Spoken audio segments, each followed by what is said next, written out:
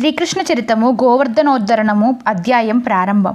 శ్రీ పరాశరులు గోవర్ధనోత్సవము గురించి చెప్పినది విని మైత్రేయుడు మిగులు ఉత్సాహముతో, గురువర్య, తనకు జరగవలసిన ఉత్సవమును భంగము అగుటచే ఇంద్రుడు కోపించలేదా?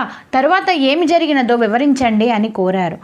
శ్రీ పరాశర మౌనీంద్రులు ఇట్లు చెప్పాను. మైత్రేయ, ఎంతో వైభవంగా ప్రతి సంవత్సరము తనకు చేయు ఇంద్రోత్సవమును ఈ సంవత్సరం చేయకుండుట తెలుసుకొని ఇంద్రుడు తీవ్ర కోపమును పొందినాడు.